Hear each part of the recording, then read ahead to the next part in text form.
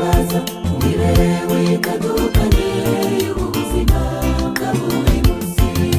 Abantu ntabwo twese tureshya mu by'ubutunzi, ariko Imana ifite uko ibigenzereza abantu bayo.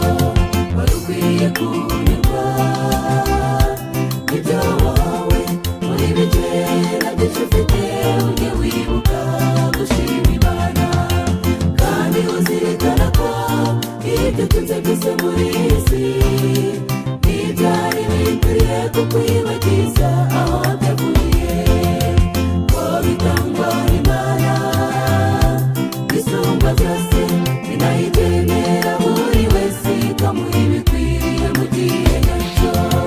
Natwe ikadusaba kuyigarurira ibyayo, nshuti dutange dukora umurimo turi ibisonga nyakuri, kandi uzirikana ko ibyo utunze byose muri iyi si ntibyari bikwiriye kukwibagiza aho byavuye, ko bitangwa n'Imana bisumba byose, inayigenera buri wese ikamuha ibikwiriye mu gihe nyacyo.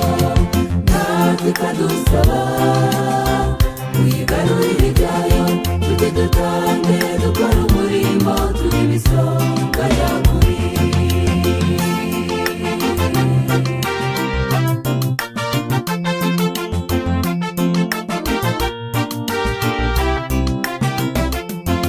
Ongera utekereze kuri Zakayo, wari umukoresha w'ikora ukomeye cyane mu gihugu cy'iwabo. Yari umutunzi uzwi na bose, nta kintu yarabuze, nyamara mu by'umwuka iyo urebye hari byinshi yaburaga. Yemeye kugarurira Imana mu byo atunze, reka natwe tube nka Zakayo tugarurire Imana ibyayo, kandi uzirikana ko ibyo utunze byose muri iyi si ntibyari bikwiriye kukwibagiza aho byavuye, ko bitangwa n'Imana bisumba byose, inayigenera buri wese ikamuha ibikwiriye mu gihe nyacyo. Natwe ikadusaba kuyigarurira ibyayo, nshuti dutange dukora umurimo turi ibisonga nyakuri, kandi uzirikana ko ibyo utunze byose muri iyi si ntibyari bikwiriye kukwibagiza aho byavuye, ko bitangwa n'Imana bisumba byose, inayigenera buri wese ikamuha ibikwiriye mu gihe nyacyo. Natwe ikadusaba kuyigarurira ibyayo, nshuti dutange dukora umurimo turi ibisonga nyakuri.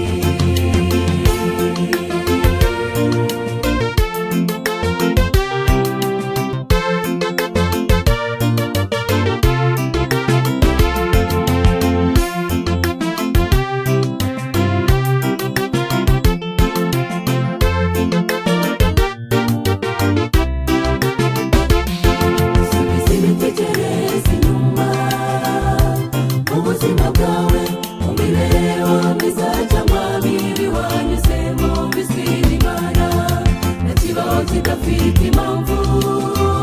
Ntitukiganyire mu butunzi bwose twawe, burya icyacumi nicyo dusabwa, gutanga bisa n'umugisha, gutanga n'ubushake, mbese dutange dukora umurimo turi ibisonga nyakuri, kandi uzirikana ko ibyo utunze byose muri iyi si ntibyari bikwiriye kukwibagiza aho byavuye, ko bitangwa n'Imana bisumba byose, inayigenera buri wese ikamuha ibikwiriye mu gihe nyacyo.